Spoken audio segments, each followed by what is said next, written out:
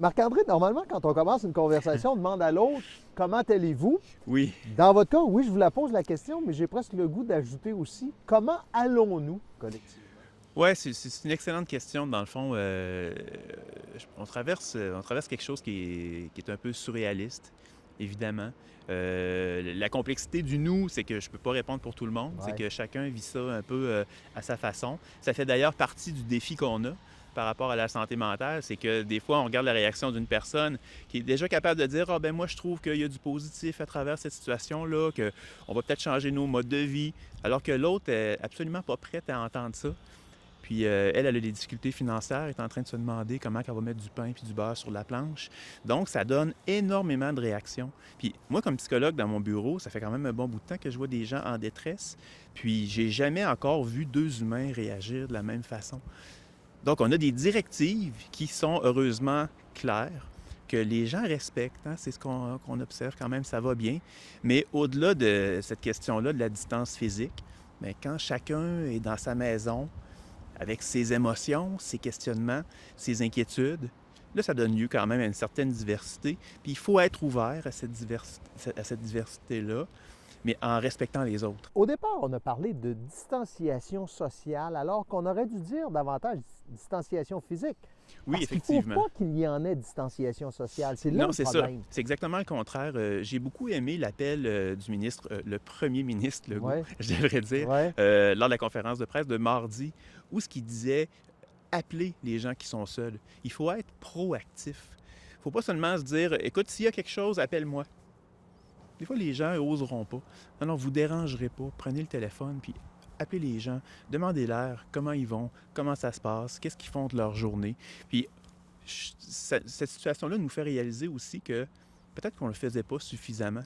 Je pense qu'il y a des gens actuellement qui appellent leurs parents comme ils les ont jamais appelés dans leur vie. C'est en renforçant ce lien-là sur le plan social, en augmentant ce qu'on appelle la cohésion sociale, donc l'impression de faire partie d'un groupe, qu'on va être plus fort pour traverser cette catastrophe-là. Je pense que je vais utiliser ce mot-là.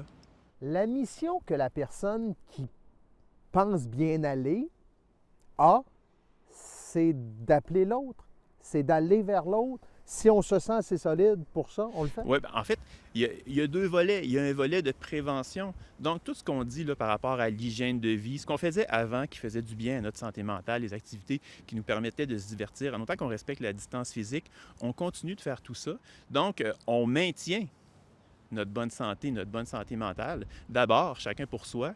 Et évidemment, si on a la chance d'être, disons, confortable dans notre confinement, il y a des gens qui ont cette chance-là, mais si on a cette chance-là, qui peut être perçue comme un privilège, mais ayons une pensée pour effectivement des gens qui vivent ça plus difficilement, des gens qui sont seuls. Il y a des personnes avant cette pandémie-là qui traversaient une période difficile dans leur vie, qui étaient en pleine rupture amoureuse, qui vivaient déjà une perte d'emploi.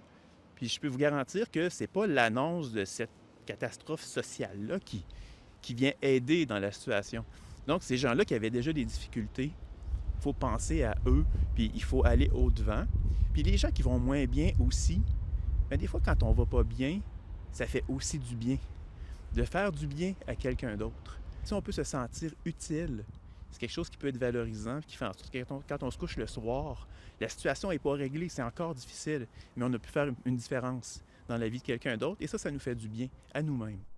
De se projeter dans le temps. Comment on le fait? Est-ce qu'on le fait par période très courte? Je dis parfois à mes collègues, je planifie, moi, 6 heures d'avance. Oui. C'est pas plus que ça. Ou on essaie de s'imaginer ce que sera ce futur, parce qu'à un moment donné, elle finira, cette Oui. crise-là. Est-ce qu'on se projette loin quand ça sera fini ou on se projette à très court terme? Tantôt, je disais, les réactions sont différentes selon chaque personne. Mais moi, je vois ça comme une parenthèse. Fait que c'est sûr qu'on peut essayer de faire des scénarios, mais on peut se perdre à travers tout ça, puis avoir l'impression de se sentir vraiment impuissant. Parce que on fait ce qu'on peut pour que ça se passe bien, les gens sont quand même solidaires, mais combien de temps exactement ça va prendre? C'est quoi les scénarios catastrophes que le gouvernement a prévus? Des gens qui sont constamment comme ça dans quelques pas en avant risquent davantage des fois de développer plus d'anxiété, plus de préoccupation. Ça peut affecter leur sommeil, leur irritabilité. Donc, de se ramener plus ici et maintenant sur aujourd'hui, qu'est-ce que je fais dans une routine. Je pense que c'est quelque chose qui peut faire davantage de bien à notre système nerveux. J'aurais jamais cru poser ce type de questions-là, surtout avec le travail que je fais, mais est-ce qu'on doit limiter notre consommation de nouvelles? Je dirais absolument. Oui. Limiter le nombre de temps à regarder l'actualité. Aussi, choisir la qualité de ce qu'on regarde. Si on est plus du côté du sensationnalisme ou des fois des médias sociaux, ce qu'on n'est pas trop sûr de la qualité de l'information, ça a un effet sur le système nerveux. Ça fait en sorte qu'on on se sent impuissant parce qu'on ne peut pas agir par rapport à ces situations-là. Donc, de se maintenir informé, une bonne source d'information, une fois, 2 fois par jour, pendant un certain temps, puis par après, de se ramener dans notre quotidien, parce que c'est certain qu'il y a beaucoup de choses qui nous dépassent actuellement. Il y a plein de gens qui aimeraient ça en faire apparaître des masques dans les hôpitaux. Il y a plein de monde qui aimerait ça en claquant des doigts, appeler je ne sais pas trop qui pour faire en sorte que tous les équipements soient corrects, mais on est impuissant par rapport à ça. Donc, c'est de faire une réflexion pour voir c'est quoi le contrôle que moi j'ai dans cette situation-là. Qu'est-ce que moi je peux faire à mon niveau pour aider? Puis à l'heure actuelle, souvent ça ressemble beaucoup à rester chez soi autant que possible. Donc se concentrer sur ce qu'on a à faire. Et il y a d'autres personnes à d'autres niveaux qui ont d'autres responsabilités, qui vont se stresser, qui vont s'empêcher de dormir. Je trouve ça dommage pour eux. Mais en même temps, les gens qui sont à la maison, bien vous, dans le fond, ce que vous avez à faire, c'est vraiment prendre soin de vous, prendre soin des autres, prendre soin de votre santé, respecter les directives, aider si vous pouvez aider. Mais au-delà de ça, à un moment donné, de toujours être au courant de tout ce qui se passe partout, ça devient un stresseur qui n'aidera pas personne. Il y a toujours, comme par exemple le Centre de prévention du suicide qui est là, l'aide psychologique, des lignes téléphoniques qui sont en place. Ça, c'est important. Si on en a besoin, on y va. Exactement. Donc, tout à l'heure, je disais qu'il faut être proactif. Si on est au courant que quelqu'un ne va pas bien, il faut oser l'appeler. Oui, mais si nous-mêmes, on ne se sent pas bien, on est envahi par l'angoisse, on se sent paralysé, ça ne donne rien d'attendre que notre situation se détériore davantage. Comme en prévention du suicide, j'ai travaillé longtemps en prévention du suicide, puis je disais, le mot prévention, il est vraiment important, là. L'idée, c'est pas d'attendre que la situation soit catastrophique. L'idée, c'est que si jamais c'est difficile, puis qu'une idée comme celle d'en finir vous effleure l'esprit, c'est un signal d'alarme. Ça veut dire qu'il faut faire quelque chose maintenant. Il ne faut pas attendre davantage. Puis, il ne faut pas attendre d'être suicidaire. Il y a des lignes comme Telle Aide qui existent. Des fois, juste le fait de parler, juste le fait de se sentir compris par un autre être humain. Puis oui, c'est pas en personne. Mais parler à quelqu'un qui nous dit « Oui, c'est difficile, tu as raison de trouver ça dur, puis je comprends qu'est-ce que tu vis, puis qui essaie de voir avec nous qu'est-ce qu'on peut faire. » Bien, ce partage-là, en soi, véhicule beaucoup d'espoir. Donc, il ne faut pas s'en priver. Ça peut faire une différence énorme dans la vie de la personne qui utilise le service. Dernier point, les messages de nos leaders.